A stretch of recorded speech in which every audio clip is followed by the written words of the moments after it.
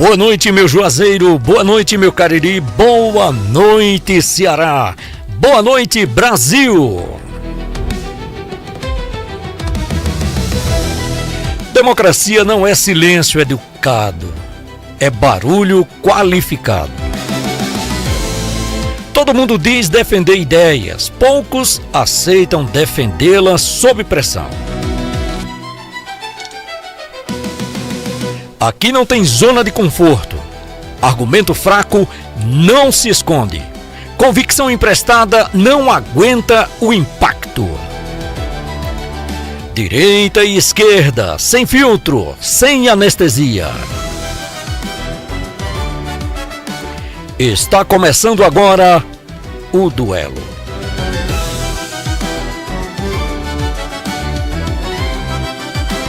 Eu sou Josmar Célio e as regras do duelo são simples.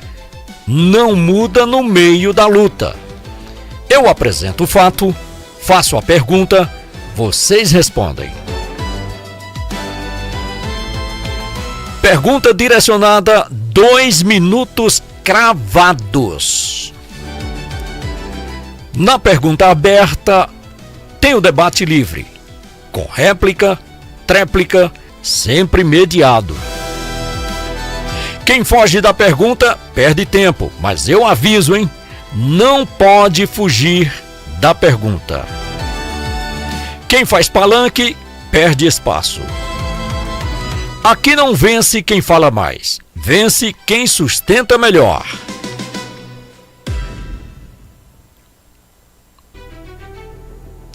Senhoras e senhores, apertem os cintos ideológicos. No córner da direita do ringue político, desconfia do Estado quando ele cresce demais. Acredita que liberdade não se concede, se protege. Vê boas intenções como perigo quando ignoram resultados. Senhoras e senhores, recebam Matheus Linardi. Boa noite, Matheus. Como é que você tá, meu jovem? Eu ouvi dizer que você tá um pouco assim desassossegado para o duelo de hoje. Como é que você tá? Fala aí, se apresente para os nossos radiovintes e também para o pessoal que nos acompanha nas plataformas digitais. Primeiramente, uma boa noite aí a todos. Obrigado por acompanhar o duelo. Obrigado por essa repercussão maravilhosa que a gente está tendo. Não é nenhuma questão de desassossegado, é que hoje eu tô com uns probleminhas de saúde, né? Eu tô meio baqueado, eu avisei, gente, eu não tô legal. Mas como eu não achei substituto... Eu tô achando que essa mudança de clima, viu? Pois é, cara, eu tô meio fraco. Mas eu vim, né? Porque quem faz o que tem vontade é a criança, adulto faz o que tem que fazer. Ah, com certeza. E tô aqui pra defender o que eu acredito. E sempre fazendo da melhor forma, como você sempre faz. Muito bem. Senhoras e senhores, no córner da esquerda do ringue político, enxerga desigualdade como falhas estruturais. Defende o Estado como instrumento de correção social. Critica concentração de renda e poder. Recebam, nesse momento, Rafael Boaventura. Boa noite, Rafael. Seja bem-vindo. A primeira vez aqui no duelo, né? Muito bem, Rafael. Seja bem-vindo. Boa noite. Boa noite, Josmar Célio. Boa noite, Matheus Linardi. Boa noite aos amigos que estão nos acompanhando nesse momento aqui na Iracema FM. Falar do prazer que é retornar aqui à rádio, nesse novo formato, inclusive, aqui do duelo, um programa que eu venho acompanhando inclusive desde o início, viu, Josmar Célio? O Matheus Linardi, de fato, ele é um cara que pode massacrar nas ideias porque ele é muito bom. Tenho acompanhado o duelo desde o começo, um novo formato, e eu acho que o jornalismo ele tem que ser feito dessa forma mesmo, sempre com o contraditório. Hoje em dia a gente vive uma polarização tão grande, tão exacerbada, que falar algo que você discorde, que outra pessoa discorde, você já pode levar para outro campo. E infelizmente as pessoas normalizaram isso, não é, Josmar Célio? Elas acabaram normalizando, e o principal objetivo do programa aqui, ao meu entender, é justamente isso, um confronto de ideias mas sempre no campo das ideias e respeitando um ao outro. Tudo bem, microfones abertos, cronômetros armados, sem juiz, sem luvas, vamos começar o duelo.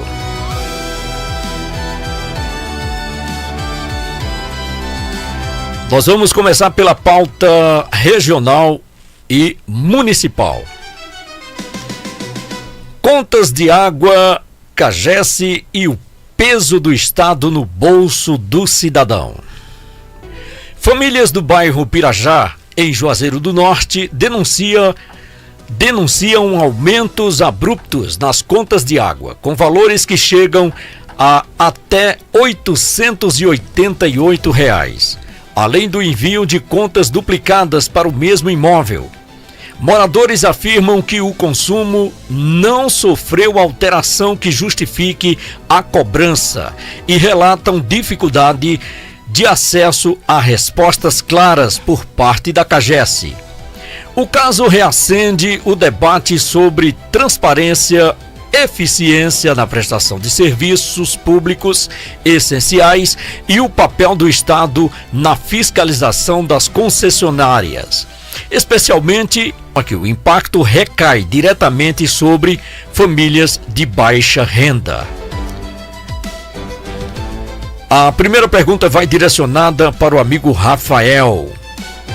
Quando um serviço essencial pesa desproporcionalmente no orçamento das famílias, o problema é falha de gestão da empresa ou ausência de fiscalização eficaz do Estado? Você tem 2 minutos. Bem, se nós pararmos um pouco para analisar o atual cenário, tanto da CAGES como da Enel aqui no estado do Ceará, é um completo desastre, né? E a gente sabe que a CAGES ela tem a ligação com o governo do estado e a Enel é uma empresa privada. E nos dois casos nós temos um desastre.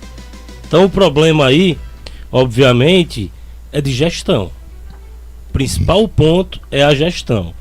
Outro ponto, que tem muita gente que bate nessa tecla, dizendo que a diminuição para essa camada da baixa renda acaba prejudicando e encarecendo as contas das classes C, B e A, eu acredito que é uma grande hipocrisia, porque isso é um serviço básico. Então isso daí ele tem que ser dado desde água, luz, internet, moradia, são serviços essenciais de vida. Então você combater uma diminuição em uma conta de água ou uma conta de energia, no meu ponto de vista, é uma tremenda hipocrisia. Muito bem.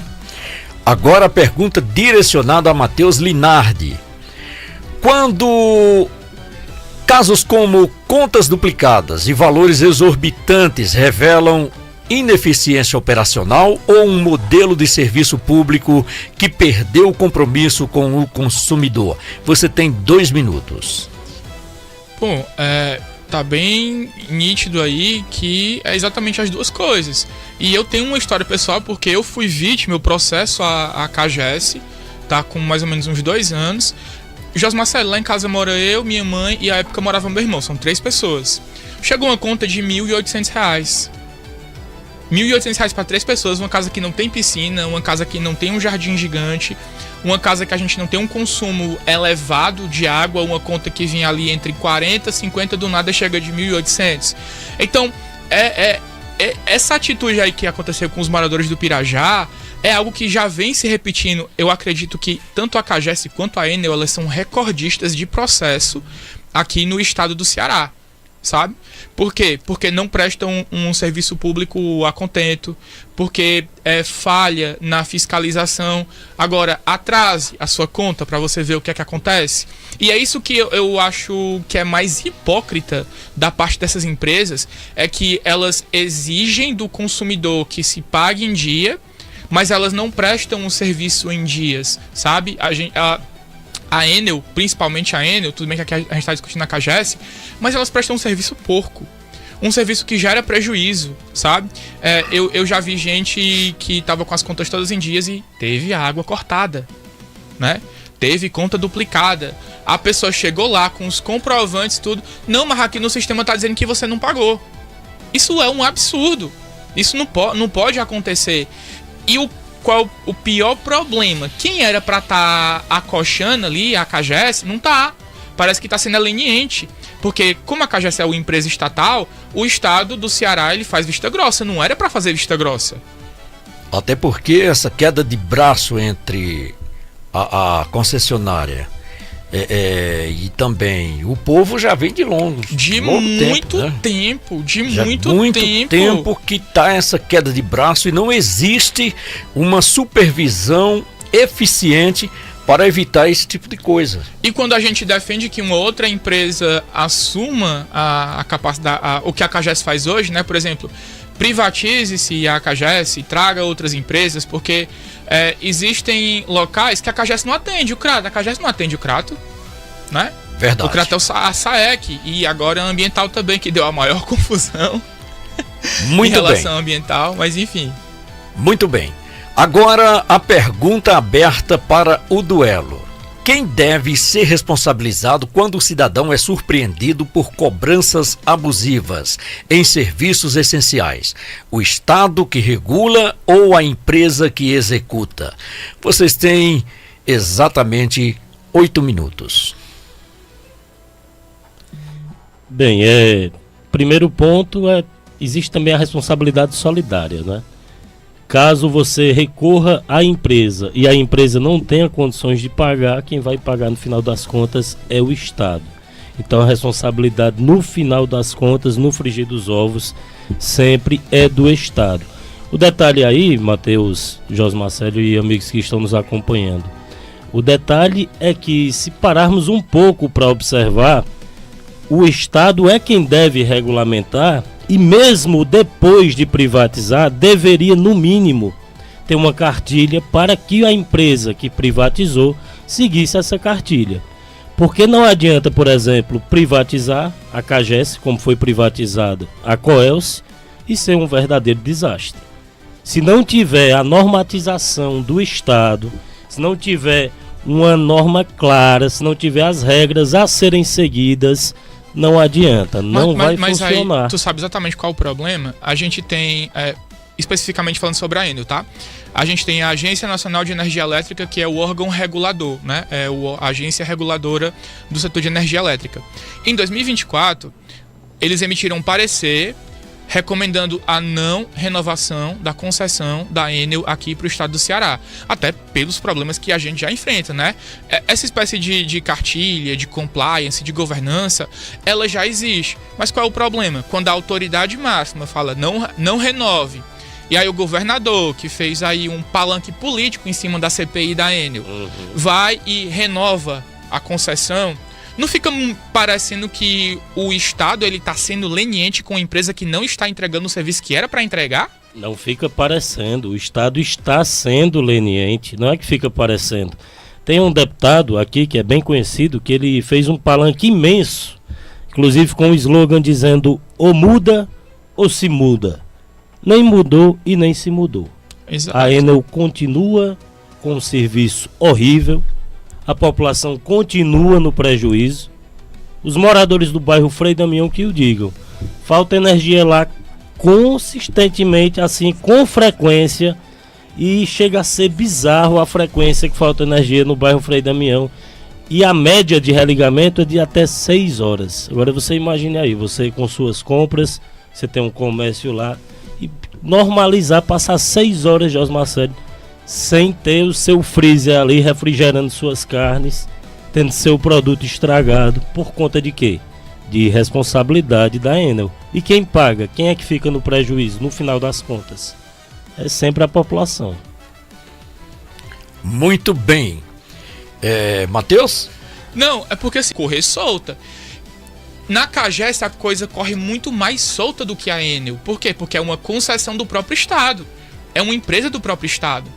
Então, qual é o benefício que ele vai ter em cobrar ali a sua própria empresa ou vai assumir a falência do seu serviço, fica muito prejudicado o debate exatamente por causa disso. E quem sai no prejuízo somos nós, consumidores. Muito bem. Eu quero mandar um abraço especial para Lucilene, ela que está no estado de São Paulo, na cidade de São Paulo, no bairro de Pirituba. Ela diz que privatizar acaba com os nossos direitos. Tem que resolver o que está errado e não privatizar. E diz também que a Enel presta um péssimo serviço também na cidade de São Paulo. Muito obrigado, um grande abraço para você. Olha só, o nosso WhatsApp 88-2157-1191. Você pode mandar a sua mensagem de texto. Um grande abraço aí para você que está nos levando de carona no seu carro de aplicativo. Muito obrigado pela carona, tá bom? Para você também do bairro João Cabral, para você do Mirante do Horto, meu amigo Jorge, meu grande abraço lá no restaurante Mirante do Horto. Para você em qualquer lugar da cidade, está ouvindo a Iracema FM 91.9, o programa O Duelo, até às 20 horas. E vamos para a próxima pauta. Reuniões políticas, bastidores e o Cariri como ativo eleitoral. Imagens e reportagens recentes mostram movimentações políticas intensas no Cariri, incluindo regiões estratégicas envolvendo lideranças nacionais e estaduais, fora do calendário eleitoral formal. O debate gira em torno do uso antecipado do território, como laboratório de alianças, palanque informal e sinalização de força política. O Cariri aparece menos como prioridade administrativa e mais como ativo eleitoral em disputa. A pergunta é direcionada para o Rafael. Reuniões políticas antecipadas fortalecem o debate democrático ou escancaram o uso estratégico do território como mero instrumento eleitoral? Você tem 2 minutos. Reuniões políticas antecipadas são necessárias, a realidade é essa. A política, ela começa, a gente que costuma estudar política, a gente sabe que a política ela começa exatamente no dia que termina a eleição. A eleição terminou hoje, amanhã já começa a política pensando em 2 anos. A gente tem como exemplo alguns casos, inclusive, pegando aqui o gancho aqui para Juazeiro do Norte, o prefeito da cidade, por exemplo, teve uma eleição que ele foi o mais votado para deputado estadual e depois disso ele começou a trabalhar já visando a prefeitura. E 2 anos depois ele foi eleito.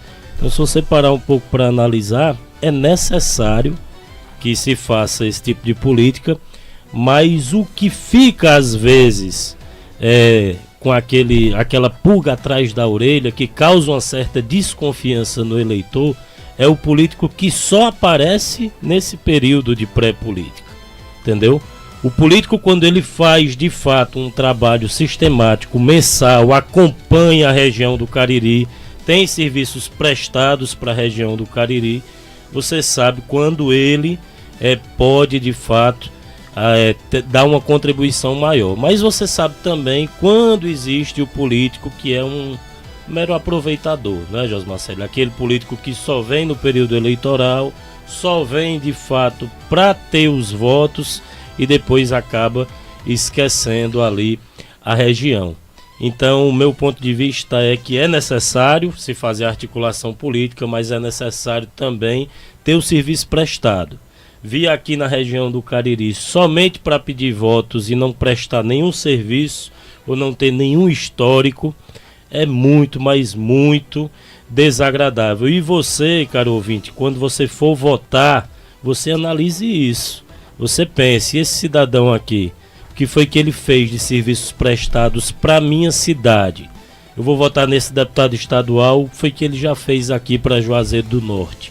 Se você não pensar dessa forma, você sempre vai incorrer no mesmo erro e nós vamos acabar vivendo como estamos vivendo aí nesta era democrática, desde a era democrática, com alguns representantes que só estão lá pensando em benefício próprio. Muito bem, agora pergunta direcionada para Matheus Linardi. Quando líderes nacionais usam regiões como vitrine política, isso é articulação legítima ou oportunismo disfarçado de diálogo? Você tem 2 minutos.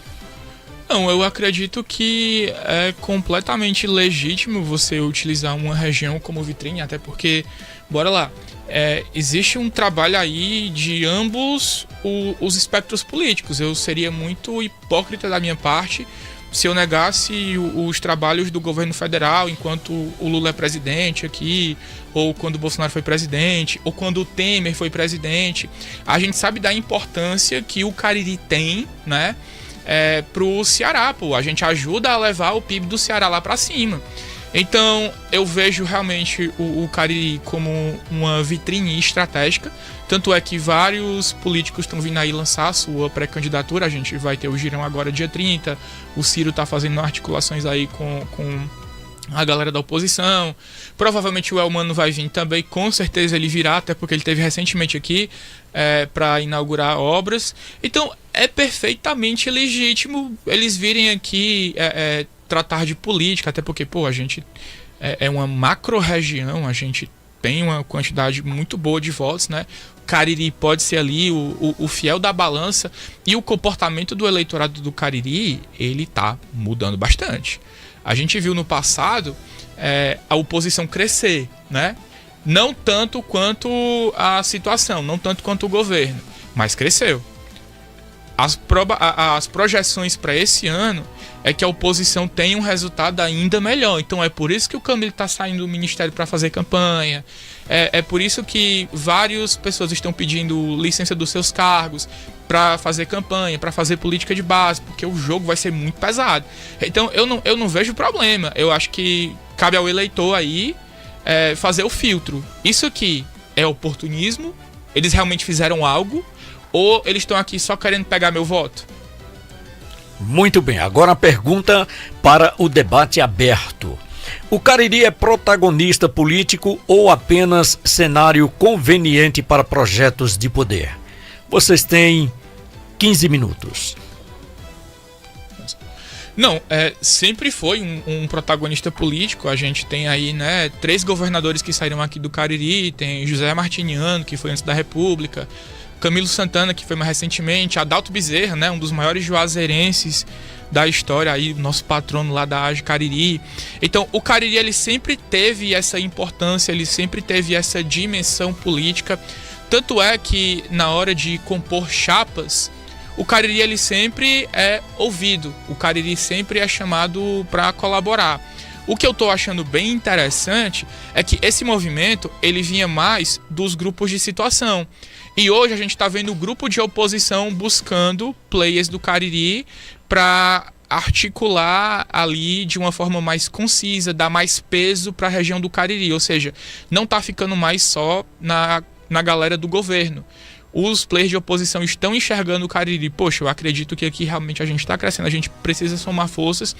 E se a gente quiser bater de frente com essas pessoas, a gente tem que montar uma chapa que tem uma boa densidade eleitoral. Por isso que a gente está vendo o Ciro cortejando aí o prefeito Gleidson, o Aloysio Brasil, o Felipe Vasquez, né, que está sendo cogitado aí como o estadual do Ciro aqui na região do Cariri.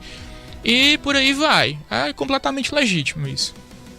Agora, sabe por que esse pessoal da direita tá olhando aqui para a região do Cariri também, Matheus? Porque desde a segunda eleição de Cid, a região do Cariri é o fiel da balança para resolver quem é governador do estado, com exceção do massacre que foi a eleição do Elmano de Freitas, que nada fez aqui pela nossa região. Eu sou de esquerda, então não tem ninguém melhor para falar isso do que eu. O Elmano, eu posso cobrar o Elmano, porque eu votei no Elmano, eu pedi votos para o Elmano. O Elmano não fez absolutamente nada para a nossa região. Então tem muita gente que confunde muito ideologia política com a questão partidária, né? Então, deixando bem claro aqui, uma coisa não tem nada a ver com a outra. Se você for parar um pouco para analisar, quem foi que aí pegou a bagunça que estava Juazeiro do Norte e acabou organizando? Foi um cara de centro-direita, que foi o Gleidson. E na gestão do Gleidson tem o quê? Tem várias pessoas de esquerda. É uma gestão bem plural. Se você parar um pouco para analisar, essa turma tá chegando aqui porque sabe que se não der atenção devida à região do Cariri, não vão ser eleitos. Não tem essa, não tem como ser eleito hoje governador do estado do Ceará sem dar a devida atenção à nossa região. Nossa região hoje é uma região rica e extremamente importante no tabuleiro político do estado. Não, isso aí eu não discordo em gênero, número e grau. E o legal é que o Rafael, por mais que ele seja de esquerda, ele tá facilitando o trabalho aqui pra mim, né? Ou seja, ele não vai defender o Elmano. Mas, em relação... porque tem coisas que não dá pra gente defender. Se a gente for parar um pouco pra analisar... Não, perfeito. Nossa segurança pública é horrível. São índices de guerra, né? Se o Pedro tivesse aqui, ele dizia que o Elmano tá agindo com muita inteligência, né? Eu gostaria de ver a inteligência do Elmano. Na segurança pública. Onde foi que ela ficou? Mas, ó, infelizmente, eu quero é uma decepção política para mim. Eu quero trazer novamente essa questão da densidade eleitoral da oposição, porque quando a gente olha para o pleito de 2024, nós temos o Gleidson ali vencendo o candidato do eixo governamental, né? Lula, Camilo e Elmano, Ceará 3 vezes mais forte. Com mais de 13 mil votos, sabe? O Aloysio perdeu por pouco, ou seja, a oposição do Crato saiu muito fortalecida. Quando você olha para 2022, o Argemiro Sampaio foi eleito deputado estadual, ele teve uma boa votação, mas aí, porque ele foi cassado e tal, mas a candidatura era dele com a Aloysio, né? Uma candidatura coletiva. E aí tem aquele jogo, né? Assume um pedaço, depois assume outro, porque tem que contemplar, né, as forças ali. É assim que se faz política de base. Mas a gente tá vendo cada vez mais a oposição avançar para cima do governo. E o Cid falou uma coisa muito importante na entrevista dele à Folha de São Paulo, que a saída do Camilo do Ministério para fazer campanha pro Elmano era um baita tiro no pé. Porque hoje o Camilo é uma sombra, já que o Elmano não é uma liderança consolidada dentro do estado. Só que o Camilo, encangado nele, o Camilo vira literalmente um fantasma. O Camilo vai virar um fantasma pro Elmano, ou seja, vai fragilizar ainda mais a campanha do Elmano. Isso quem tá dizendo é Cid Ferreira Gomes na Folha de São Paulo, viu, gente? Parar um pouco para analisar a importância dessa fala do Cid, né? O Cid, a partir do momento que ele anuncia a aposentadoria, ele deixa nítido para quem quer ouvir que ele não está na campanha do Elmano de Freitas. O Cid Gomes é a principal liderança política do estado do Ceará. Do campo progressista. Já tem um bom tempo. O Camilo de Santana, muita gente fala sobre o Camilo. Eu também, como uma pessoa de esquerda, eu posso falar. O Camilo de Santana, ele tem atitudes de uma pessoa mais ligada ao campo da direita do que da esquerda. Porque se você voltando aqui para a realidade de Juazeiro do Norte, quantos políticos não foram impedidos de saírem candidatos a prefeito? Você não respeitar a democracia, amigo, isso é ser de esquerda? Isso daí já é uma coisa mais ligada ao campo da direita, até onde eu tenho um breve entendimento. Que não! Mas se a gente parar um pouquinho para analisar... O Caetano Veloso tem uma entrevista muito boa no Altas Horas, falando que as maiores atrocidades contra a democracia são de governos de esquerda. É o Caetano Veloso, que foi um cara que lutou contra a ditadura, né? O cara que lutou pelas diretas já. Não necessariamente, né? Porque mas eu tô falando que foi o que ele falou lá no Altas Horas, puxar, né? Na história brasileira, durante a ditadura, nós tivemos as maiores atrocidades. Mas ele está falando de um modo global. Exatamente, ou seja, que a esquerda viola muito mais a democracia do que a direita. Isso são palavras do Caetano Veloso. Quem quiser pode pesquisar o vídeo do Altas Horas lá no YouTube, ele falando isso pra Manuela Dávila. A Manuela Dávila quase bota a cara no chão. Voltando aqui. A próxima pauta, criatura. Tá passando.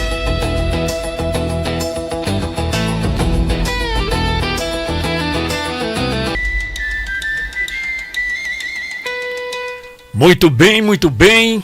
Eles estão afiados, mas a gente vai para um pequeno intervalo. Eu prometo para você que não demoro nada. Mas antes, o Rafael tem um recadinho para dar aí. Rafael? Bem, mandar um abraço aqui para a turma aqui que está nos acompanhando. A Lorena Tavares, a Juana Yasmin. Mandar um abraço também para minha mulher que está aqui nos estúdios, a Érida Moreira. Mandar um abraço para o Max de Ângeles, a Letícia Sampaio. Abraçar o Luiz Adalto, abraçar o amigo Arthur, o Papudim do Cariri, Arthur que é um sucesso aí nas redes sociais, abraçar o amigo Paulo Everson, o Renato e o professor Tiago. O professor Tiago que inclusive elogiou bastante aqui o trabalho realizado aqui da turma do Duelo, ele que veio aqui e mandou um abraço também para vocês. O Tiago ele já participou aqui, um grande abraço para o Tiago, tá bom? Mandar só, desculpem interromper, mandar só um abraço aqui para nossa patrocinadora, vender aqui um pouquinho do peixe aqui, pessoal da Moda Atual, o seu jeito de vestir, fica na rua Rafael Malzone, 245A, no bairro Triângulo. Lá você vai encontrar roupa adulto, roupa infantil e inclusive moda plus size. Rua Rafael Malzone, 245A, bairro Triângulo. Você fala com a Evanda no WhatsApp ou telefone 99628-8563 ou 98808-4622. Obrigado, Josmacé. Muito bem, agora a gente vai para um pequeno intervalo. Prometo para você, não demoro nada, só vou tomar uma água e dar uma água para esses dois rapazes aqui. Daqui a pouquinho a gente tá de volta. Ei, boi! Presta atenção, meu povo! Dia 24 de janeiro, já tá tudo combinado. No restaurante do Chico Guilherme tem forró do Poeirão e vai ser arretado. É pauleira, é poeira, é forró de vaquejada. Cara velho é o grande homenageado. Tem comida boa, tem poesia, e tem forró pra todo lado. Tem muita mulher bonita pra ficar mais animada. Anota aí, não vacila não. Dia 24 de janeiro em Oricuri tem forró do Poeirão. Se tu não for, é só tu quem não vai. Eita que esse eu não perco não. Dia 24 de janeiro você não pode faltar. Cara velho homenageado, você vai se encantar. Bora simbora pra Oricuri pro forró do Poeirão. Bora Dácio Carvalho, seu Ademir tá nos esperando. Caminha Joquinha Gonzaga e todos os forrozeiros da região.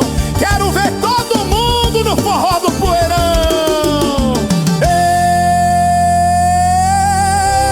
o forró do Poeirão. Forró do Poeirão.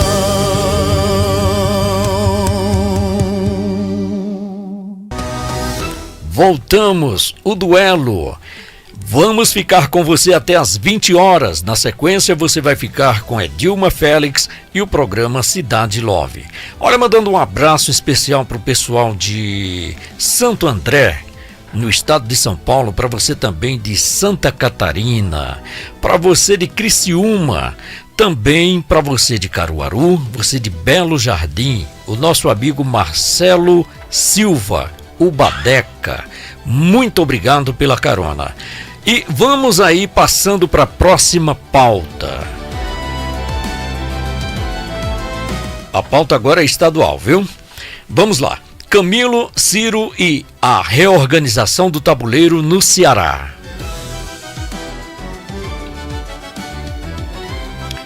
Colunas e análises revelam intensa articulação política envolvendo Camilo Santana e Ciro Gomes, indicando realinhamentos, tensões históricas e tentativas de reorganizar força para 2026.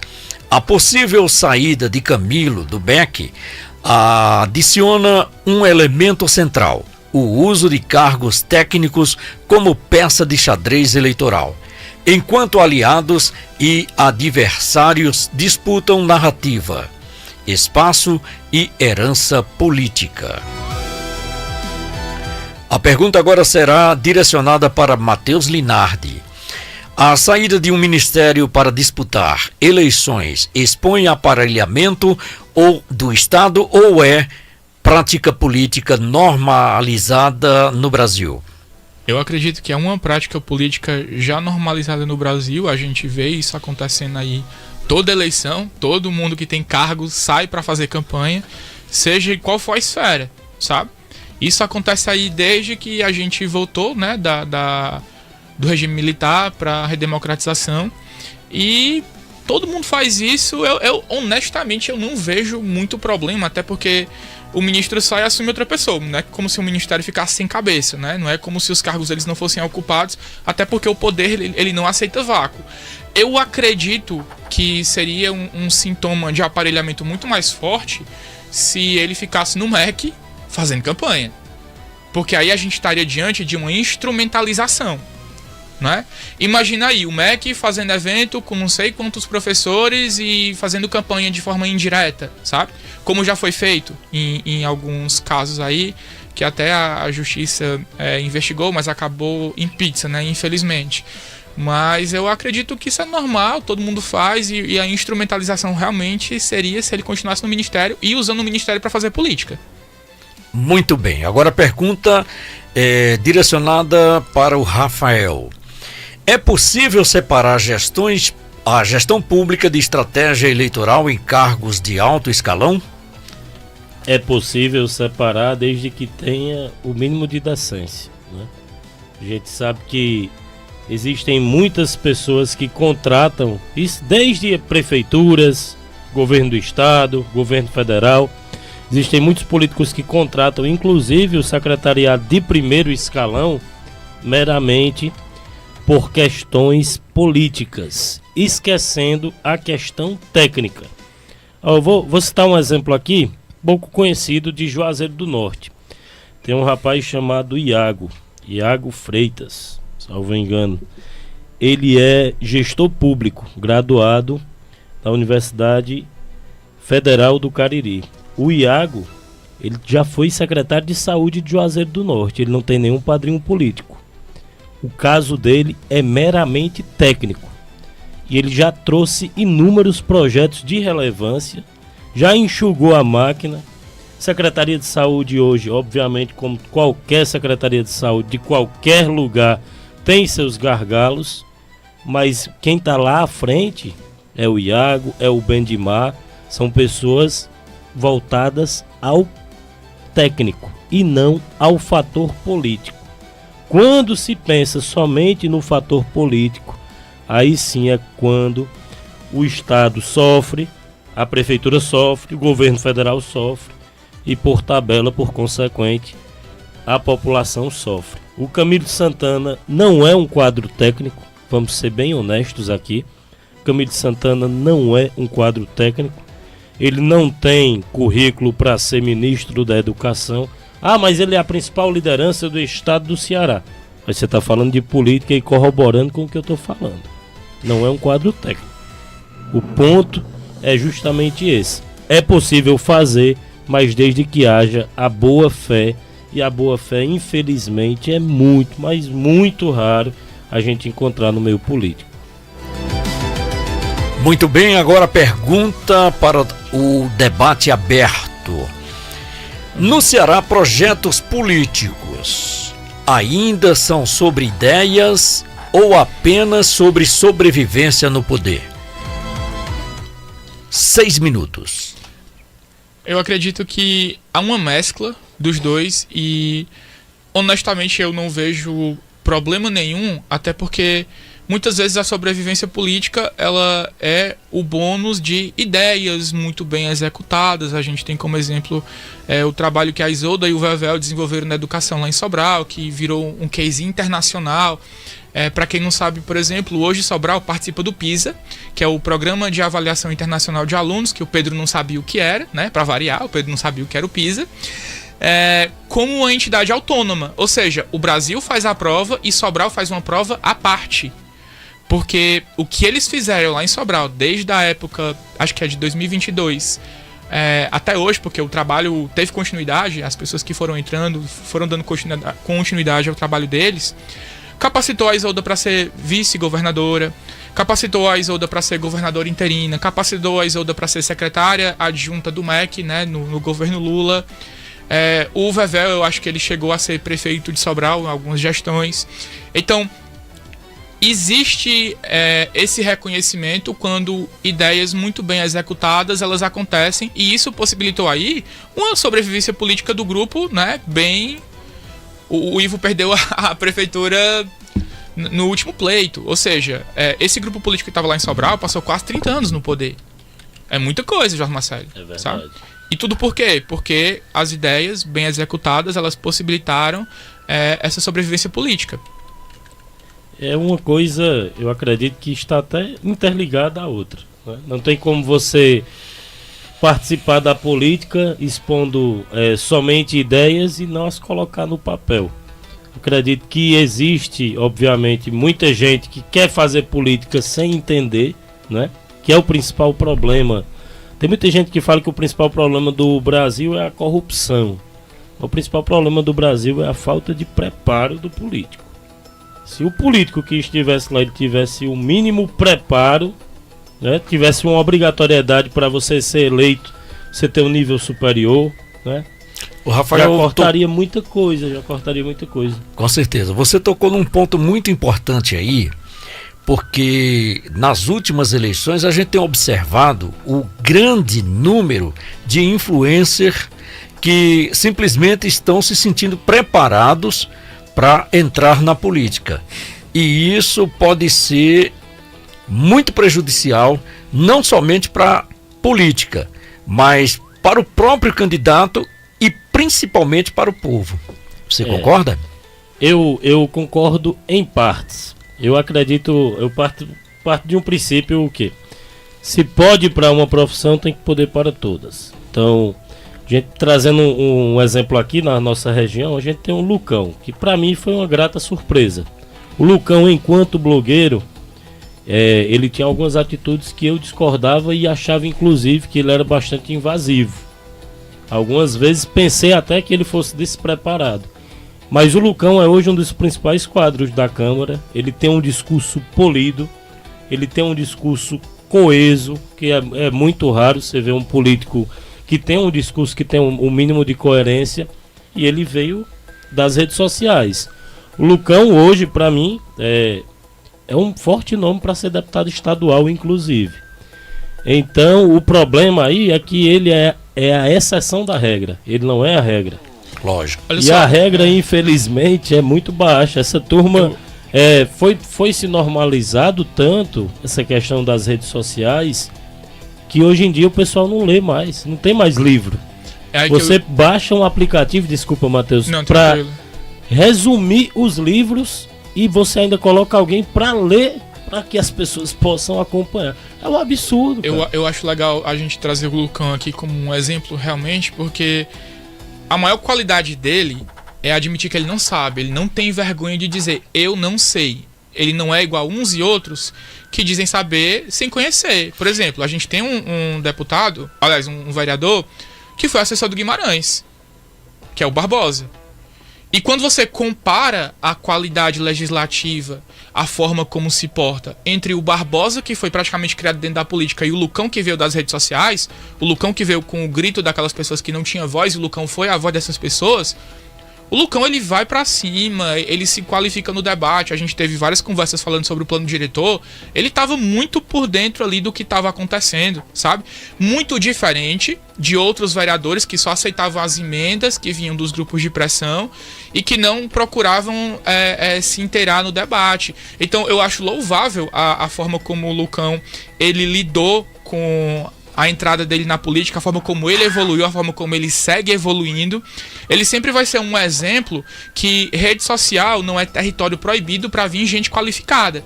Agora, qual é o problema? O problema são pessoas que acham que sabem. Não tem nada mais perigoso do que uma pessoa que acha que sabe, que não vai para cima, que não estuda a pauta, né? Que não faz um trabalho ali de fato de qualidade. E se formos parar um pouco para analisar na história política recente de Juazeiro do Norte, quantos e quantos vereadores não passaram uns 4 anos entrando no mudo e saindo calado, sem dar sequer um discurso, entendeu? Sem ter um serviço prestado de nenhuma relevância.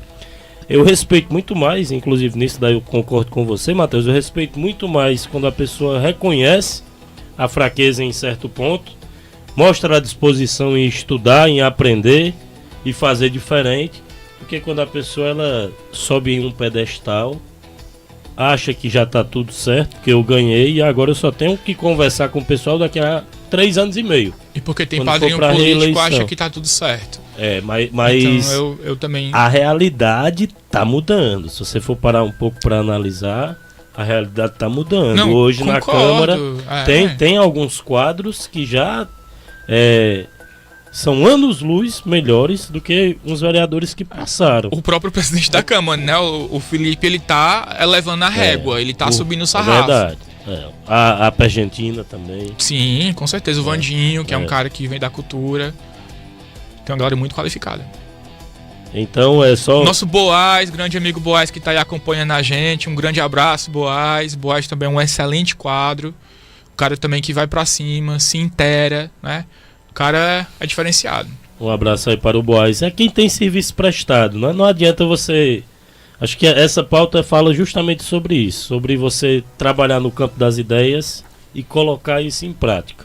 Então não adianta você querer só chegar lá sem ter uma ideia formada, sem ter uma ideia preparada. E também não adianta você só ter a ideia e não colocar em prática. Muito bem, muito bem. Agora 18 horas e 55 minutos. A gente agora vai para mais um intervalo, tá bom? Daqui a pouquinho a gente volta, não demoro nada. Olha só, mandando só um recadinho para você que está mandando a sua mensagem pelo WhatsApp. Nós pedimos que você coloque a sua identificação, tá bom? Coloca seu nome para a gente saber de quem se trata. Tá bom? E aí você faz a sua pergunta, você manda a sua mensagem, a sua crítica, o seu elogio, o que você quiser. Aqui o programa é feito exclusivamente para você. 18 horas e 56 minutos, um breve intervalo e a gente volta já. Você está ouvindo o FM Iracema. Ei, boi! Presta atenção, meu povo!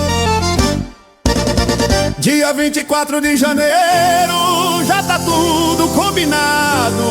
No restaurante do Chico Guilherme tem forró do Poeirão e vai ser arretado. É pauleira, é poeira, é forró de vaquejada.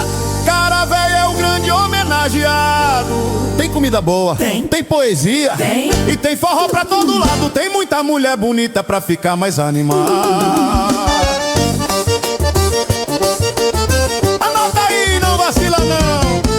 Dia 24 de janeiro, em Oricuri tem forró do Poeirão. Se tu não for, é só tu quem não vai. Eita, que esse eu não perco não. Dia 24 de janeiro, você não pode faltar. Cara velho homenageado, você vai se encantar. Bora simbora pra Oricuri, pro forró do Poeirão. Bora Dácio Carvalho, seu Ademir tá nos esperando. Caminha Joquinha Gonzaga e todos os forrozeiros da região. Quero ver todo mundo no forró do Poeirão. É o forró do Poeirão. Forró do Poeirão.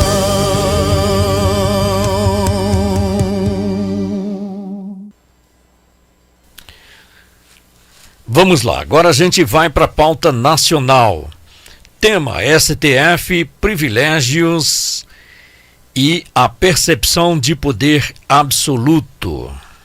Reportagens nacionais levantam questionamentos sobre a relação entre ministros do STF, servidores e ambientes de privilégio, além de decisões que reforçam a percepção de intocabilidade institucional. Paralelamente, dados oficiais indicam crescimento expressivo na fila do INSS, reacendendo o debate sobre prioridades do Estado, eficiência administrativa e seletividade na atuação do poder público.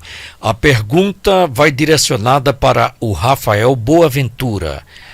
Críticas ao STF enfraquecem a democracia ou são necessárias quando o poder parece não ter freios? Bem, só lembrando que trabalhamos em nome de Moda Atual, o seu jeito de vestir. Fica na rua Rafael Malzone, 245A, no bairro Triângulo. Lá você fala com a Evanda. A Evanda, que tem ótimos preços, roupa adulto e infantil, e inclusive trabalha também com moda plus size. Você fala através do WhatsApp DDD 88996288563, DDD 8898808TF, os privilégios e a percepção de poder absoluto. Críticas ao STF enfraquecem, ao meu ponto de vista, sim, o sistema judiciário, mas são extremamente necessárias quando a gente vê o ministro da Justiça, por exemplo, envolvido em um escândalo internacional financeiro, como é o caso do Banco Master. Então tem coisas que são inevitáveis, não tem como você não criticar, mesmo sabendo que vai acabar enfraquecendo o sistema judiciário. E evidencia também, Matheus e Josmar Célio, evidencia uma falha grotesca que nós temos no nosso sistema judiciário, que é um dos grandes gargalos da nossa política brasileira, da nossa política econômica brasileira. São muitos penduricalhos, são muitos privilégios. Você para um pouco para analisar um desembargador quando ele é pego com a boca na botija, como diz no ditado popular. Sabe qual é a penalidade dele? Ele vai para a cadeia? Não. Ele vai se aposentar.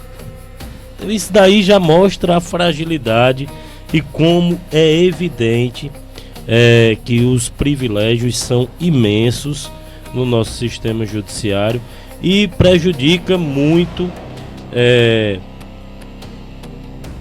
o brasileiro como um todo. Se você for parar um pouco para analisar, o Sérgio Moro é outro exemplo aí de um desastre, isso no meu ponto de vista, de um desastre que veio do sistema judiciário.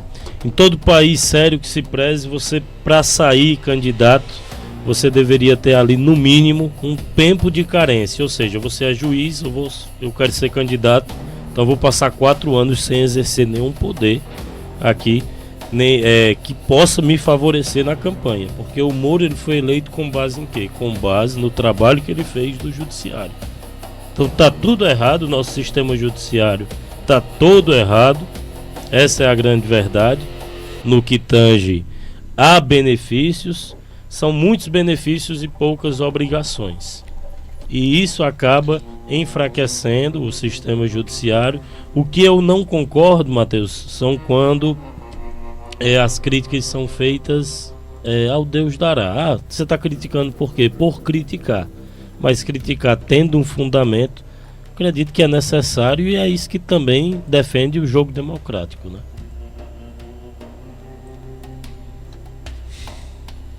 Muito bem, agora a pergunta direcionada para Matheus Linardi.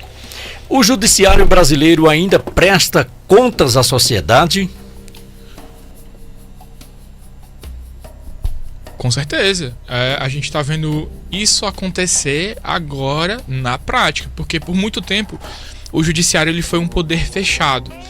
A gente não sabia praticamente nem qual eram os nomes dos ministros do Supremo Tribunal Federal.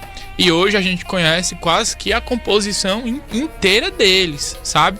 E quando eles pegam, por exemplo, um avião de carreira, ou quando eles vão fazer uma compra no supermercado, ou quando eles vão, sei lá, passear em algum local, eles são hostilizados, eles são cobrados, né?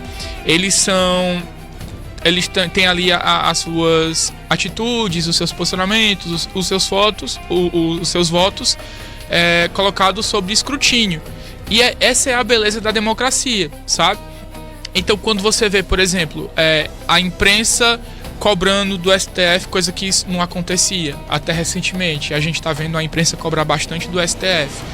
Quando você vê, por exemplo, instituições cobrando do STF.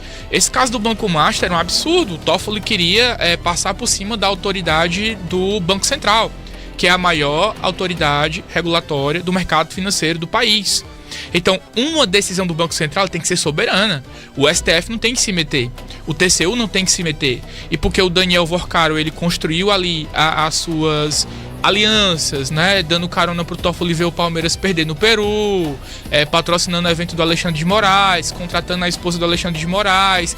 Então, essas entranhas, né, do podre poder foram sendo expostas e cada vez mais a população ela tá cobrando. Então, quando a gente fala assim, será que eles ainda prestam contas? Prestam. Porque se não prestasse, o Toffoli teria revertido a liquidação do Banco Master, o Banco Central não teria liquidado o REAG, não teria liquidado hoje, né, o Banco Will, que é uma financeira do grupo do Daniel Vorcaro. E muitas coisas que eram ocultas e jogadas para debaixo do tapete, a gente não teria acesso. E isso está acontecendo por quê? Porque a população ela cansou de engolir as coisas à força. Ela cansou de ter ali o poder sendo empurrado goela abaixo. Não, peraí, não é assim não. Vocês têm que prestar conta exatamente do que é que vocês estão fazendo. Tanto é, Josmarcélio e Rafael, que a gente pode ver aí, em 2027, um primeiro impeachment de ministro do STF. Porque o Senado ele já tem a sua maioria conservadora. Ele já tem quase 40 senadores. Nesse ano agora, está previsto que o Senado ele tenha aproximadamente ali entre 55 e 60 senadores, ou seja, mais do que suficiente para se aprovar um pedido de impeachment de um ministro do STF. Muito bem, agora vamos para a pergunta aberta, para o debate entre vocês dois, né? Vamos lá, no Brasil, quem fiscaliza? Quem está no topo do poder? Vocês têm 6 minutos. É uma excelente pergunta. Quem fiscaliza quem, né? A gente sabe que o STF, na teoria, o STF é quem deveria fiscalizar. Mas quem fiscaliza o STF? Quem fiscaliza o STF? Fica o questionamento. Agora, falando um pouco de quem fiscaliza quem, o presidente, ele indica os ministros do STF. Então olha só que coisa delicada que é a nossa Constituição quando tange para esse lado. Você indica as pessoas que podem ou não lhe tirar do seu cargo. Então, se você está indicando, você acha que a pessoa vai votar a favor ou contra você? Na maioria das vezes você vai indicar quem? Alguém ligado a você. Isso daí é o beabá da política. O Lula já botou 2 advogados dele e periga botar um terceiro, advogados, né? não é que... São advogados, isso vai pedir música no Fantástico, se ele colocar mesmo. O terceiro advogado. Agora, o que o Lula fez com o Dino, pra mim que sou de esquerda, foi horrível. Porque o Lula pegou o único quadro político da esquerda que poderia sucedê-lo, que foi o Flávio Dino, foi lá e o aposentou no STF. Então, quem fiscaliza quem... Na teoria seria o STF, mas quem fiscaliza o STF? Hoje em dia a gente tá vivendo, a gente tá vivendo uma crise no judiciário extrema, porque isso está escancarado. As pessoas não têm mais paciência, como você disse mesmo. Quando eles saem às ruas, as pessoas cobram porque sabem que é muita regalia. Como é que você já recebe um absurdo de dinheiro, um caminhão de dinheiro, e você precisa de auxílio para comprar um terno, pelo amor de Deus? Eu acredito que não é nem apenas pelas regalias, é mais mesmo pelo abuso de poder escancarado que está acontecendo. Porque você vê, por exemplo, uma mãe de família que roubou alimentos para dar sustento para os seus filhos, que isso aí cobriria pelo o princípio da insignificância, né? Ela não deveria nem estar presa. e tá presa, e a gente teve ministros progressistas de esquerda dizendo que não, ela tem que estar presa, sabe? E quando você vê um habeas corpus saindo pro Daniel Vorcaro assim, né? Em 24 horas, quando você vê os quando amigos você do vê poder... a esposa de um ministro da Justiça Isso. advogando em favor de um banquete. De um ministro do STF, né? Absurdo. Ministro da Justiça do Executivo. Da Justiça não, o ministro do Isso. STF. Assim, desculpe interromper, Matheus, mas se você for parar um pouquinho para analisar, ela não poderia nem ser advogada, ela é a mulher de um ministro da Suprema Corte. Assim, Então, não é ilegal, mas é imoral, né? A gente vai entrar naquele debate Isso porque, isso tipo assim, acaba sendo ridículo. porque ela está sendo contratada para tráfico de influência, não é pela qualidade jurídica É das isso defesas mesmo. dela, sabe? Então você tá vendo ali o mercado do tráfico de influência, e o que foi descoberto agora do Toffoli, do Vorcaro e os sócios dele investindo em fundos de investimento da família do Toffoli, é algo que em qualquer país sério o cara perderia o cargo na hora. Mas isso aqui é Brasil, infelizmente. Mas é justamente isso. Quem é que vai tirar? Quem fiscaliza quem? Quem é que vai tirar? Mas só tá tendo... É isso que eu tô falando. Pra responder a pergunta... Dia desses o Alexandre de Moraes foi sorteado para fiscalizar ele. Pra responder a Deus. pergunta de forma bem objetiva, quem fiscaliza o STF? A gente. E no momento que a gente parar de mostrar nossa indignação, no momento que a gente parar de cobrar, no momento que a gente parar de expor o escárnio que tá acontecendo, eles vão deitar e rolar em cima da gente. É por isso que a gente não pode parar. Você acha que a população brasileira é, de certa forma, frouxa? Acredito que sim, mas eu tô vendo aí, eu não vou fazer aquele... do gigante acordou, né? Eu acho que o gigante ainda tá dormindo. Mas eu acredito que... Vamos lá, como é que a gente tira um ministro do STF? É pelo Senado. Então já existe aí uma articulação das forças de direita, conservadora e liberal para que a partir de 2027 o Senado ele ganhe mais corpo da direita e aí consiga se aprovar pedidos de impeachment de ministros do STF, porque só dá para fazer isso lá pelo Senado. E outra coisa, a gente viu agora recentemente os senadores... difícil, não, deixa eu continuar, por favor, aqui, Rafael.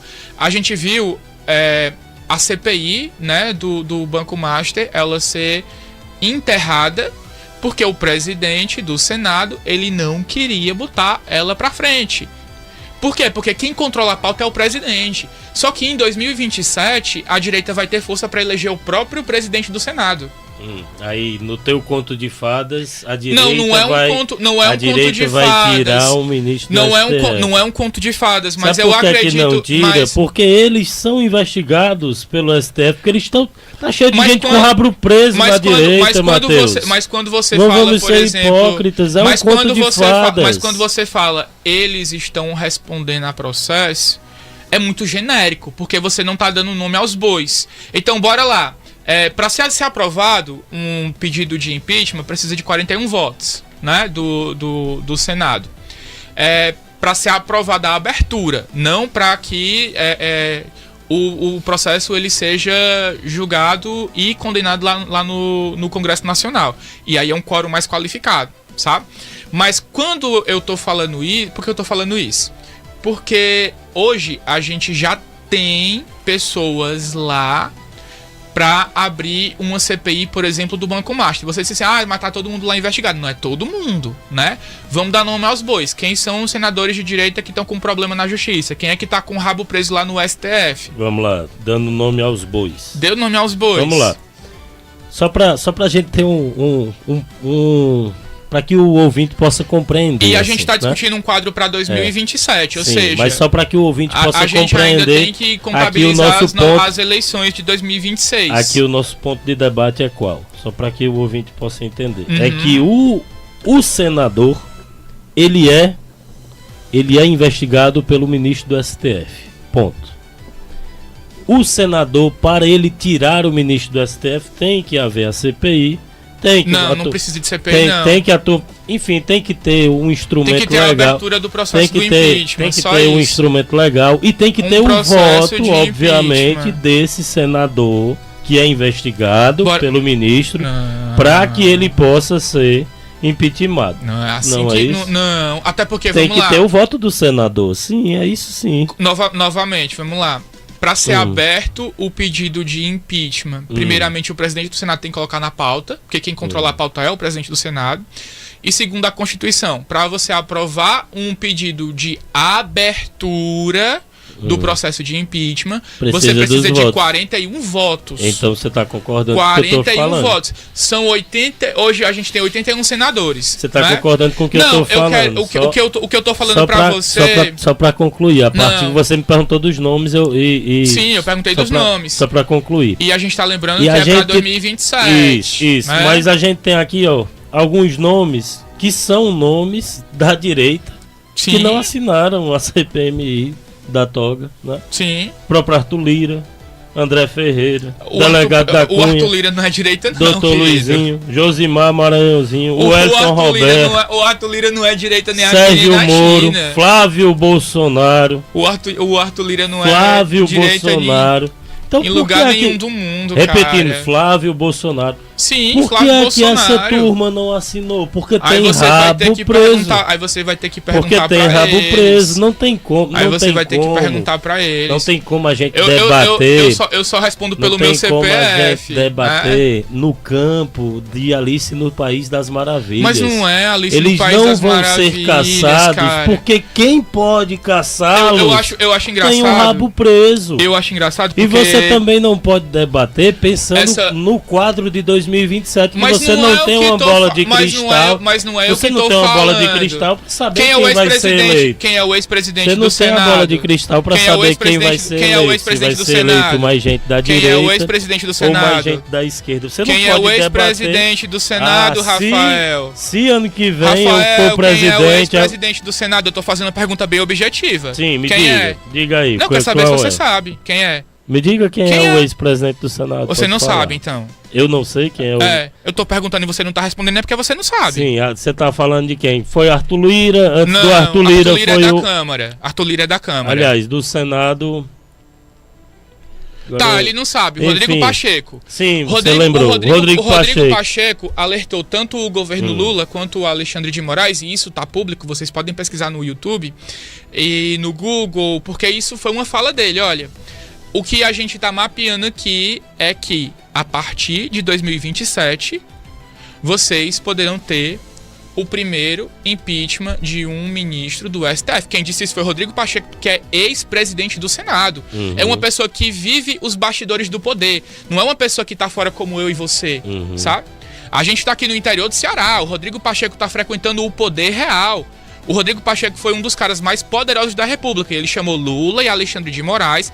Isso tá público, tá lá no Google, quem quiser só pesquisar, pra avisar. A partir de 2027 vai haver uma grande reforma nos quadros do Senado e vocês poderão enfrentar o primeiro pedido de impeachment de um ministro do STF. É assim que a direita vem se articulando para eleger uma bancada robusta dentro do Senado Federal para que isso aconteça. Se isso vai acontecer ou não, aí são outros 500.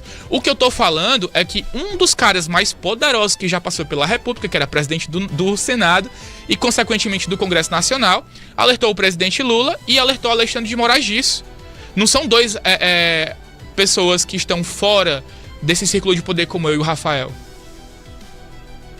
Existir a possibilidade é uma coisa. Mas a gente tá falando exatamente sobre isso. Mas acreditar piamente que Mas isso quem vai é que tá acontecer, acreditando piamente? Eu tô falando de e possibilidade. ainda com base em uma eleição que não aconteceu Mas ainda. não sou eu que tô falando. Não tem eu muito acho que o sentido. Gabriel, olha, eu acho Não que o tem muito Rafael, sentido. ele tá um pouco descolado da sociedade porque ele não tá vendo as movimentações do tecido social. O quanto a população brasileira ela tá migrando para a direita, o quanto a população brasileira tá migrando para o cristianismo. A gente tá tendo aí um recorde de público evangélico. A gente tá tendo, Josmar Célio, uma coisa que eu considero assim muito relevante para se falar sobre esse debate. A galera da geração Z é conservadora e cristã, a grande maior parte. Os jovens eles estão deixando de beber. Os jovens estão trocando a balada pela igreja. Isso não sou eu que estou falando, é a Genial Quest, que é uma empresa que pesquisa opinião, que faz pesquisa de intenção de voto, que faz pesquisa quantitativa eleitoral, sabe? Não são opiniões tiradas da minha cabeça. São Quer dizer coisas que estão jogadas. Quer dizer que o cristão ele tem que ser obrigatoriamente de direita. Eu não falei isso. É, porque pelo que você falou... Eu falei que está tendo uma migração que a igreja da e a direita e a geração Z... E o legal é que eu fiz um recorte, e os cristãos, né? Eu fiz um recorte. Mais cristãos. Se você for parar um pouco para analisar a Bíblia... Parar um pouquinho assim, ó, para analisar a Bíblia... Se Jesus viesse hoje para cá, certamente ele ia vir armado, né? E vir com a barba fechada, com a arma na cintura. Isso é blasfêmia, Rafael. Não é blasfêmia. O que eu estou falando aqui... Eu acredito que você deveria respeitar a imagem de Jesus Cristo. O que eu estou falando aqui é que a imagem de Jesus Cristo... Limites não podem ser O que eu estou falando aqui é que a imagem de Jesus Cristo, ela não é ligada à direita. Ela não é ligada à direita. A imagem de Jesus Cristo... Se o que você fez foi blasfêmia. Você deixar eu falar, eu agradeço. Acho que ficou bem claro pro ouvinte que a foi imagem de Jesus Cristo, ela não é ligada à direita. Isso daí é uma hipocrisia, é uma falácia e um discurso fraco. Sabe por que a geração Z ela se acostumou a defender as pautas da direita? Porque é um discurso bem raso. O discurso é qual? Olha, se você é cristão, você é de direita. O menino vai dizer o quê? Ah, então eu sou de direita, que eu sou cristão. Mas se Cristo viesse hoje pra cá, ele não ia estar com a arma na cintura, não ia defender armamento. Ele não ia dizer que bandido bom é bandido morto. Muito bem, senhores. Então, se você for parar um pouco para analisar, eu acho incrível tem uma diferença. Atenção, senhores. O Rafael fala, a direita tem um discurso muito raso. Isso que ele está falando é um discurso rasíssimo. Isso não é ser de direita. Foi você quem usou esse discurso. Só um minuto, eu vou cortar os microfones, ok? Ok, agora 19 horas e 23 minutos. A gente vai para um pequeno intervalo e volto já. Não demora nada. Você está ouvindo o FM Iracema 91.9. Ei, boi!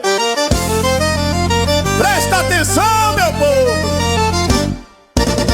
Dia 24 de janeiro, já tá tudo combinado.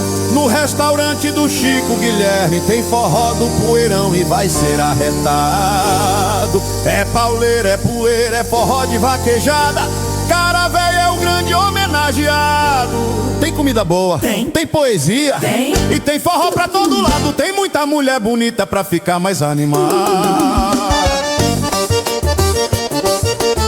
Anota aí, não vacila não. Dia 24 de janeiro em Oricuri tem forró do Poeirão. Se tu não for, é só tu quem não vai. Eita, que esse eu não perco não. Dia 24 de janeiro você não pode faltar. Cara velho homenageado, você vai se encantar. Bora simbora pra Oricuri pro forró do Poeirão. Bora Tássio Carvalho, seu Ademir tá nos esperando. Caminha Joquinha Gonzaga e todos os forrozeiros da região. Quero ver todo mundo no forró do Poeirão. É o forró do Poeirão. Forró do Poeirão.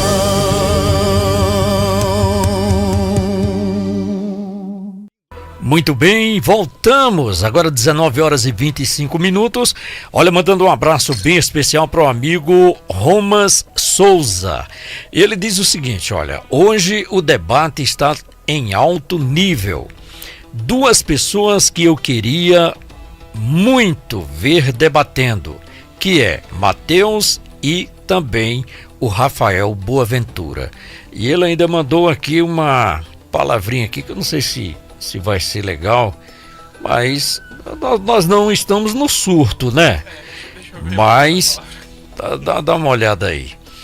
E então, agora nós vamos para a próxima pauta. Vamos lá, a pauta internacional. Lá ele, Romas. Pauta internacional. Trump, Lula e a política externa sem verniz. Donald Trump volta ao centro do debate internacional ao expor mensagens privadas de líderes europeus e elogiar publicamente Lula, ao mesmo tempo em que discute fóruns alternativos de poder global. A diplomacia aparece menos como construção institucional e mais como jogo pessoal, onde interesses nacionais se misturam a egos, alianças, circunstâncias e pragmatismo cru. A pergunta vai direcionada para Matheus Linardi. A política internacional virou um jogo de força onde princípios são descartáveis?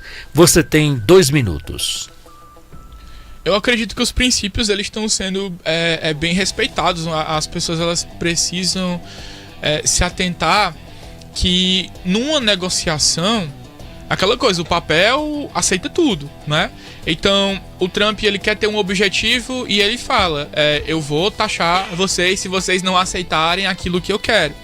Ele está em Davos hoje, lá na Suíça, e aí saiu agora a notícia, antes da gente entrar, que ele fechou um acordo com a União Europeia e já suspendeu ali, aliás, com a OTAN, suspendeu a tarifa que ele tinha prometido colocar a partir, né, de fevereiro na OTAN, porque a OTAN está começando a aceitar que os Estados Unidos fiquem com a guarda da Groenlândia.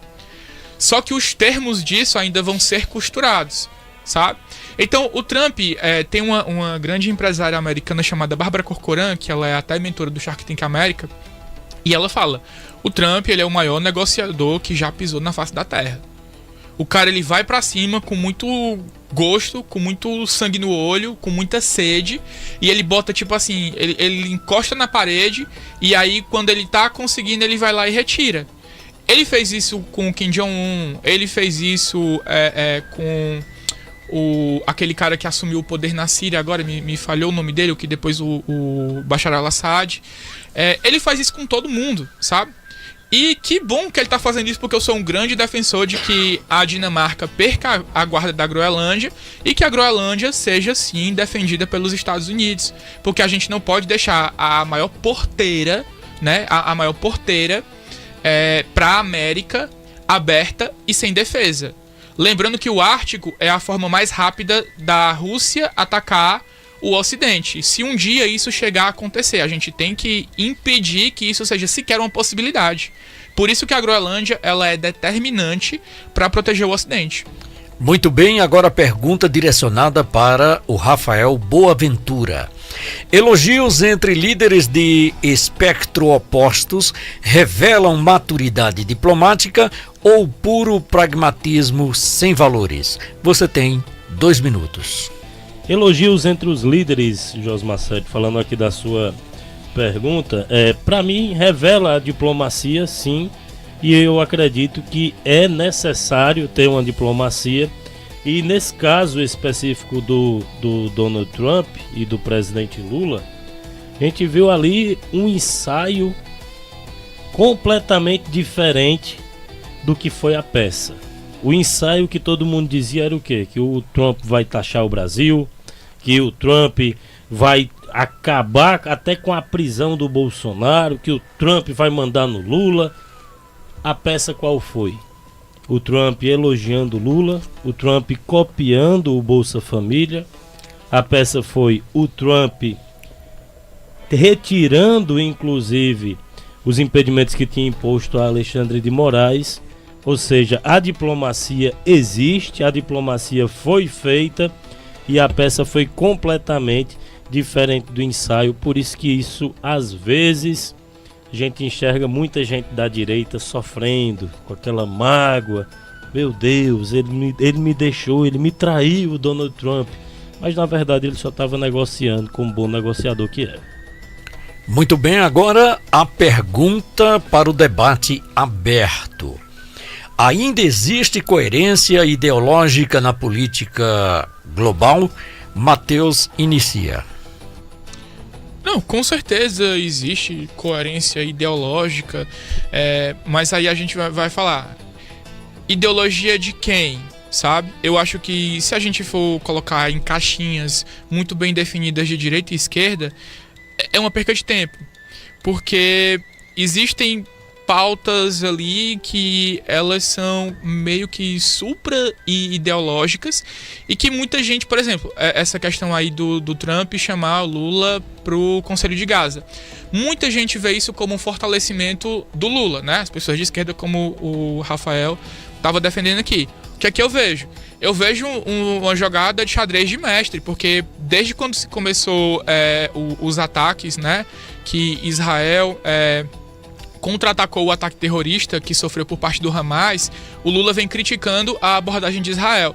Então, quando o Lula quando o Trump traz o Lula para um conselho de Gaza, para, vamos lá, articular aqui a paz de forma definitiva, ele está aproximando também o Lula de Israel. E aí, como é que os aliados ideológicos do Lula vão ler esse movimento?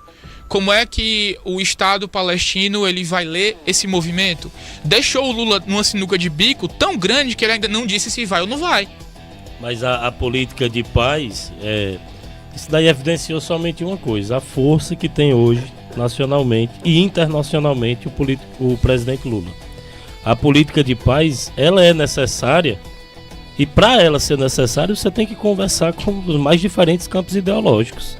Você não pode escolher com quem você vai conversar. Eu só vou conversar com o candidato ou com o presidente da direita ou com o presidente da esquerda. Não. Na hora da paz, não tem essa de direita e esquerda. E por que ele não respondeu reunir ainda? a turma, reunir a turma e ir ao trabalho. E por que ele não respondeu ainda, se ele quer a paz? Ele está sendo... Você acha que alguém que não tenha relevância política internacional vai ser convidado para um fórum desse? Para um debate desse? Para sentar à mesa de negociação? Isso daí evidencia a força do presidente Lula. Na verdade, qualquer brasileiro que pensar um pouquinho assim, o Tico e o Teco, que uniu o Tico e o Teco vai dizer, olha, de fato esse cidadão ele tem alguma relevância. Isso evidencia, na verdade, a força do Brasil, porque o Brasil ele é o maior país da América do Sul, né? Sabe o que é muito engraçado? O país ele é o maior país da América Latina, inclusive ele tem o maior PIB, Mateus, da América Latina. Tu acha que outro presidente... Vamos lá, vamos supor. Um outro presidente... Se fosse o Bolsonaro, ele seria convidado na sua... O Bolsonaro foi convidado para Mar-a-Lago. Na sua concepção. O Bolsonaro foi convidado para Mar-a-Lago, que é como se fosse a Casa Branca particular do Trump. Sabe o que é o engraçado? E eu não vi, até agora eu não vi o Lula em Mar-a-Lago. Quando é relacionado... Eu estou apenas quando é relacionado dizendo, ao campo da direita... falando fatos. Quando é relacionado ao campo da direita, o Donald Trump, meu Deus, ele é o melhor amigo do Bolsonaro, ele vai fazer tudo pelo Bolsonaro, ele vai ajudar o Bolsonaro e qualquer mínimo... Eu não lembro de ter falado isso, não. Só concluindo meu raciocínio. E qualquer mínimo elogio já é maximizado. Daí o Donald Trump, ele chama o Lula para pacificar uma guerra e você quer minimizar isso. Mas eu não tô... Está é uma economia tão forte como não é qualquer presidente que tem o diálogo. Qualquer presidente o Bolsonaro do Brasil faria parte. Quantas vezes na Até ONU? Porque tanto faz... Vamos lá, o Bolsonaro, quantas vezes ele discursou na ONU? 4, porque foram 4 anos de mandato e a Assembleia Geral da ONU ela é aberta com o discurso do presidente do Brasil. Aí como foram os discursos do Bolsonaro na ONU? A gente sabe, cara, você sabe mais do que eu. Você perguntou quanto discurso, eu acabei de dizer, você sabe mais do que eu. É o Bolsonaro sequer, Geral da ONU, o Bolsonaro sequer, pra quem não sabe, recebia cumprimentos de alguns líderes mundiais. Pra quem não sabe, ele foi completamente ignorado. Assembleia Geral o Brasil da ONU, passou 4 anos. O Assembleia Brasil passou Geral 4 anos ONU, ela é sendo hostilizado. Pelo presidente do Brasil. O Brasil passou 4 anos sendo o hostilizado na ONU. Da Assembleia Geral todo mundo falava o quê? Do despreparo do presidente. E eu acho engraçado essa narrativa. Cara. Você não tem como comparar uma pessoa eu acho que engraçado. não tem nenhum preparo, que não tem o mínimo de ele não se infiltra no meio do infiltra. De forma ele não não, de forma consegue, nenhuma. Cara, pelo amor de acho Deus. Se engraçado, você eu acho engraçado essa narrativa. É porque de para que o Trump elogiar o Bolsonaro é uma coisa não, ótima. Eu vou por fatos, tá? Mas eu vou por é um fatos. fato, mas Não. ele chamar o Lula Quantos pra acordos acabar uma bilaterais? guerra. Quantos Pra acabar acordos uma guerra. bilaterais? Aí já é diminuído, não Aí tem eu quero ver, sentido eu quero isso. ver se o Rafael tá afiado mesmo. Não tem Quantos sentido acordos isso. bilaterais, o governo Lula realizou nesse mandato agora, no terceiro mandato dele? Quantos acordos? Eu não tenho como lhe precisar com números, não. Mas vá, discorra. Se quiser olhar Você pode responder. no Google, Você pode responder. a quantidade de acordos bilaterais que o Bolsonaro negociou e de fato assinou e que estão em vigor hoje, né, com a chancela do Itamaraty, é 3 vezes mais do que o Lula tá fazendo hoje. E mesmo assim a esquerda tem essa narrativa de que o Bolsonaro, ele era isolado politicamente. Não, ele era nunca, isolado politicamente. Um presidente Isso é óbvio, isolado cara. politicamente de forma A internacional. gente tá falando de forma internacional, Exatamente, a pauta é eu também, internacional. eu também. Ele era isolado Se ele fosse politicamente. isolado, Era ele não demais. teria o triplo de Ele era acordos isolado. bilaterais que o governo Lula tem. Ele era Porque isolado. muita gente acha que o Era Lula isolado, é o cara era da política achincalhado. internacional. Ele é o cara da política internacional. Ele era tão achincalhado que ele negociou 3 vezes mais acordos bilaterais Era e trouxe achincalhado. muito mais investimento externo pro Brasil do que o Lula trouxe. O Um cara Bolsonaro- desse é um qualquer? É um Zé Ruela, como o Rafael tá dizendo aqui? Não, eu não disse que ele era um Zé Ruela, até porque ele foi Praticamente, presidente né? do Brasil. É praticamente. Mas eu tô dizendo, você tá Não, mas eu comparando quero- aí eu o Fusca quero- e a Ferrari. Não, Os dois vão chegar no mesmo lugar. E o diferença é Fusca que negociou 3 vezes menos acordos Cara, bilaterais. se você for comparar Trouxe o 3 governo, vezes olha, menos investimentos internacionais pro Brasil. o Bolsonaro, Aí é de o lascar, Bolsonaro, né? Aí é o de Bolsonaro lascar. ele foi resultado. Ó, Rafael, O Bolsonaro ele foi deixa eu lhe resultado dizer de um uma coisa. acidente. Eu deixo. Deixa eu lhe dizer uma coisa. deixo, Deixa eu diga. lhe dizer uma coisa. Elogio de adulto é dinheiro, não é tapinha nas costas. O Lula é muito bom de tapinha nas costas do povo dizer que ele é o cara. Agora, na hora de trazer investimentos internacionais pro Brasil, pode pesquisar no Google. Bolsonaro tem 3 vezes mais acordos bilaterais do que o governo Lula. Ou seja, o governo Bolsonaro trouxe mais investimento externo pro Brasil do que o governo Lula. Isso é um fato. Agora, se você tem alergia a dinheiro, o problema é seu. Não, o fato é que a economia do Brasil hoje está melhor. Esse é o fato. A galera que tá indo comprar O comida no fato é mercado que tá o adorando. dólar hoje está mais baixo do que o que estava. É o quê? Quanto é que tá o dólar hoje? O fato é que a economia O do Brasil... dólar saiu de 3,50 para 5,60 e hoje tá melhor. Você quer comparar de fato as gestões de Bolsonaro com a gestão de Bolsonaro com a gestão de Lula? Eu acabei de dizer É que... ridículo, Não, cara. não é É ridículo. pífio. É um comparativo Até que não porque eu tem trouxe- base até porque nenhuma. eu trouxe dados, E sem né? falar que Eu o que trouxe você tá falando, dados. sem falar que essa pauta aqui, ela começou um ponto de discussão que eu acho aqui que não tem nenhuma base, nenhum nexo. É você dizer que é errado um presidente do Brasil ou querer diminuir um presidente do Brasil ser chamado para acabar com uma guerra. Mas eu não queria Isso daí, diminuir. cara, Eu disse que qualquer presidente impensável. do Brasil seria chamado. Não é qualquer É presidente qualquer que seria presidente, chamado. é, Que claro que discurso é. raso, mais uma vez. Claro Matheus. que é, pô. Qualquer presidente. Qualquer É um presidente. discurso raso. De É forma pra você ir lá nenhuma. pra resolver um problema de uma forma guerra, nenhuma, meu amigo. Eles não estão resolvendo. O Brasil, não, o briga Brasil, de diretoria. Não foi dois o alunos que Brasil brigaram, é o Brasil. não. Não é o Lula Tem- que faz o Brasil não tem ser uma o que ele briga- é. O Brasil, ele é o que ele é por mérito próprio. Ele é o que ele é por mérito próprio. Exatamente. E é o que ele é também por muito do trabalho das pessoas que estão à frente do Tanto Brasil. é que o Lula atraiu bem Lula- menos investimento do que o Bolsonaro. Cara, você falar isso chega a ser Faço desonesto o dever intelectualmente. de casa e pesquisa, Você então, falar quando isso, você vier chega a debater... ser, você falar isso chega a ser desonesto desonesto intelectualmente. não. Dizer Eu que o falei, Bolsonaro é mais pesquisem. preparado. Eu não disse que era mais do que o preparado, Lula. eu disse que ele Pelo trouxe mais amor de investimento Deus, externo. Isso é bizarro. Isso é fato. Isso é bizarro. Sabe por quê? Porque na época do Isso é Bolsonaro a bizarro. gente tinha uma coisa que a gente não tem no governo Lula, segurança jurídica. A gente tinha segurança jurídica. No governo Lula, a gente não tá tendo. A gente viu a escalada do STF, a gente viu o STF querer cantar de galo pra cima do Banco Central. Você não via isso na época do Bolsonaro. E você tá vendo isso na época do Lula. Porque quem alimentou o monstro chamado STF foi o governo Lula. Foi o tal pacto para salvar a democracia. Eu me pergunto, você que tá nos acompanhando aí, vai com R$100 no supermercado. E lembra quando tu ia com R$100 no supermercado em 2022? Comprava mais coisa ou não? Isso aí é óbvio, é uma coisa chamada inflação. Mais uma vez, desonestidade intelectual. Não, meu querido. Mais uma vez, desonestidade intelectual. Quem aumentou a inflação não foi o governo, não. Pegar qual, não foi a bomba fiscal, pegar ano passado pra hoje. Peraí, velho. Isso aí é desonestidade intelectual. Nenhuma. É óbvio que vai ser mais em conta. Quem causa a inflação é o 2 governo. 2 mais 2 é 4, viu, pessoal? Você tá ouvindo aí? Quem causa a inflação é o 2 governo. mais 2 é 4. Quem causa a inflação é o governo, através do seu endividamento, através da emissão de papel moeda, através da emissão de títulos. Quando o governo pega dinheiro no mercado, ele tá aumentando a base monetária, ele tá expandindo a base monetária, e isso causa a inflação. A galera pensa assim, mas inflação não é subida de preço? Não, subida de preço é consequência da inflação. Inflação é expansão da base monetária. Todo programa que fala de economia, eu falo sobre isso. Só voltando aqui para a pergunta da pauta, né? Ainda existe coerência ideológica na política global? Meu ponto de vista, existe, mas em partes. Porque se você parar um pouco para analisar, hoje o Donald Trump é o principal líder, né? A gente sabe disso, que o Donald Trump hoje ele é o principal líder da política mundial. Mas ele também está acabando aí. Você pode parar um pouco para analisar também, caro ouvinte, o que eu vou dizer agora, que ele está acabando com possibilidades de democracia em algumas regiões, e você não pode normalizar. O Matheus aqui ele defendeu que a Groenlândia fosse governada pelos Estados Unidos. Eu não falei isso.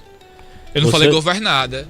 Fiscalizada. Você... Não. É igual você pegar um pastor alemão a Groenlândia não e tem botar exército. Lá em uma máquina de frangos. A Groenlândia não você tem pega submarino o pastor nuclear. Alemão, aí você leva ele pra uma galeteria. Aí você diz o pastor alemão, você tá vendo todos esses frangos aqui gostosos? Você não vai comer, você vai só fiscalizá-los. A Groenlândia tem condições de se defender sozinha. Pelo amor de Deus. A Groenlândia tem condições de se defender sozinha. Você acabar normalizando. Quem é que defende a Groenlândia hoje? Quem é que defende a Groenlândia hoje? Quem é que defende a Groenlândia hoje? Quem é que defende a Groenlândia hoje? A Dinamarca. A Dinamarca tem condições de continuar defendendo a Groenlândia? Meu amigo, a questão é você normalizar. Eu fiz uma pergunta objetiva. Se você deixar. A questão é você normalizar. É porque a pergunta que eu fiz só tem duas respostas, sim ou não. Aí você tem que ler mais filosofia. De forma nenhuma. Pra me dizer que uma pergunta só tem duas respostas. Mas eu não quero filosofar. Vamos lá, se você normalizar... Eu vou responder sua pergunta. Eu sou muito assertivo. Se você normalizar... Ela tem ou não tem? Você normalizar a intervenção de um país em outro, você acaba com a democracia. Que democracia, ela não tem, cara? ela não tem. Que democracia? Não, ela não tem. Você acaba com o direito do país, cara. Isso é de óbvio. forma nenhuma. Pelo amor de Deus. Eu acho engraçado Daqui porque, a pouco tipo eu vou assim, defender tá que o Donald Trump vem aqui no Brasil. É engraçado que pra esquerda tá tudo ok. Donald Trump vem aqui no Brasil. Tá tudo ok, a Dinamarca... Vamos aqui tomar de conta do Brasil. Aí você vai dizer o quê? Lindo! Tá tudo ok, não a Dinamarca sentido, cuidar da Groenlândia, mas sentido. É um problema quando o Trump vai pra lá. Aí quando eu perguntei pro Rafael se a Dinamarca tinha condições de... Eu disse que tem, E eu digo que não tem. Desde que se estruture, desde que tenha a fiscalização de outros países. Sabe por quê? Uma coisa é ter um grupo de países, uma coisa é ter um grupo de países respaldado pela ONU. Outra coisa é o Donald Trump achar que todo lugar é o quintal da casa dele. Que ele manda e desmanda. Se tivesse condições, submarinos nucleares iranianos, russos e chineses não estariam lá na orla da Groenlândia. Primeiro ponto. Aí, então quem tem que fiscalizar é o Trump. Bota o cachorro lá na galeteria. Quem tem que fiscalizar é quem tem condições de fiscalizar, quem tem condições de guardar, de defender. Como eu falei, qualquer pessoa que pegar o mapa mundi, olha a posição da Groenlândia. A Groenlândia é literalmente uma muralha de defesa do Ocidente. A rota mais fácil para que a Rússia ataque os Estados Unidos e ataque o Ocidente, caso o Putin queira fazer isso, é através do Ártico. E o Ártico, ele precisa de uma militarização. O Ártico precisa realmente ali ter uma barreira de proteção do Ocidente. Porque se não tiver, vai virar barbárie. Aí o que é que o Rafael tá dizendo? Não tem problema nenhum submarinos nucleares da Rússia. Eu não disse que não tem problema nenhum. Olha aí, você colocando palavras na minha boca. O que eu disse é que a Dinamarca cuidar da Groenlândia e a Dinamarca não tem a menor condição. O que eu disse aqui um ponto. Se a Dinamarca tivesse condições, uma estrutura com diversos países fiscalizando. Outro ponto é você abrir tudo para o Donald Trump. E a OTAN fez isso agora. Eu acabei de citar, saiu agora, né? Antes da gente entrar, que a OTAN aceitou a proposta do Donald Trump. Então, a OTAN e o Trump vão negociar agora como vai se dar a presença americana na Groenlândia. Mas isso é interessante até mesmo para a OTAN, até porque os Estados Unidos é o país que mais investe recursos na OTAN. Na hora que a OTAN perdeu os Estados Unidos, ela perdeu metade da sua força. A gente viu países que são membros da OTAN fechando com os Estados Unidos. A gente viu o Reino Unido ficar ao lado dos Estados Unidos, a gente viu Itália ficar ao lado dos Estados Unidos, a gente viu Polônia ficar ao lado dos Estados Unidos, República Tcheca e Turquia. Se isso tivesse ido pra frente, meu amigo, seria o fim da OTAN. E a OTAN não quer isso, a Europa não quer isso. Então é tudo uma questão de alinhar expectativas e isso vai começar a acontecer agora. Tanto é que o Trump suspendeu as tarifas que ele ameaçou botar a partir de fevereiro. Muito bem. Agora eu vou fazer uma pergunta para vocês, só para, eu acho que para acalmar mais um pouquinho, né? Esse debate que tá tão acalorado. Mas tem que ser assim. Olha só, algumas... O objetivo era esse, né? Aqui não é a conversa, aqui é o duelo. Eu sempre digo muito isso. Muito bem. Algumas publicações foram exibidas nas redes sociais e uma delas me chamou muito a atenção. Uma que dizia o seguinte: Donald Trump publicou no seu Twitter, aliás, no X, antigo Twitter, né, a seguinte frase: estou pensando em mudar o nome do Golfo do México para o Golfo do Trump. Isso seria verdade, mentira, ou se, sendo verdade, essa força que o Trump quer mostrar para o mundo é válida ou é um exagero? É mais um jogo de marketing dele, né? A gente sabe que o Donald Trump, ele solta tudo e algumas coisas ele solta mais para fazer uma cortina de fumaça. Provavelmente isso daí é mais um jogo de marketing, mais uma piada do que a verdade em si. E eu falei aqui que o Donald Trump ele era o principal líder político hoje do mundo, mas a gente não pode esquecer também do presidente da China, né? E depois do que ele falou, é que a gente tem que ficar com uma pulga atrás da orelha, porque eu não sei se vocês lembram, mas ele disse que ele tem uma bomba que ele acaba com o mundo em 20 segundos, que ele consegue ativar essa bomba e em 20 segundos qualquer lugar, ele disse que qualquer lugar, qualquer país ele conseguia acabar nesse tempo. Então a gente sabe que o Donald Trump ele tem uma força, tem a força, hoje ele é o principal político, mas tem também outros políticos, tem o Vladimir Putin também, que é uma liderança internacional muito forte. E o Donald Trump ele é muito bom, ele é um excelente marqueteiro, a verdade é essa. Ele é um ótimo vendedor, mas ele é um excelente marqueteiro. Porque antes de voltar à Casa Branca agora, ele quase foi preso lá, amigo. Ele passou por fiscalizações lá. Ele foi detido. Passou por maus bocados, foi achincalhado. Então você tem que respeitar também que o cara voltou a ser presidente. Agora voltou a ser com sangue nos olhos. Você pode observar que a forma dele fazer política mudou da forma que ele fazia anteriormente. Eu gostaria também de ouvir a opinião do Matheus. Eu acredito muito que essa questão aí do Golfo, ele tá muito pelo meme, né? O Trump a gente também não pode levar tudo que ele fala a sério. Quando ele fala sério, a gente sabe que ele tá falando sério. Eu acompanho muito a Caroline Levy, que é a assistente de imprensa dele, né? A porta-voz da Casa Branca. E rolou aí uma brincadeira do Trump, dizendo que a gente tá indo tão bem, a gente tá fazendo tudo, que eu vou cancelar as eleições aí as midterm elections, né? Que é as eleições do meio do mandato. Que é questão de deputados, alguns senadores. E aí o pessoal ficou tudo maluco. Como assim? Ele vai cancelar as eleições? Isso é um absurdo e tal, não sei o quê. A galera morde a isca, sabe? A galera cai no bait do Trump muito fácil. Então, eu acredito muito que às vezes ele fala isso tipo como um balão de ensaio. Ele testa hipóteses. Ele entra magistralmente, diga-se de passagem, na cabeça do pessoal que é contra ele, sabe? Ele aluga um triplex ali gigante. É verdade. Um porta-aviões, né? A gente tá falando aqui de belicismo. O cara aluga um porta-avião na cabeça de qualquer crítico dele.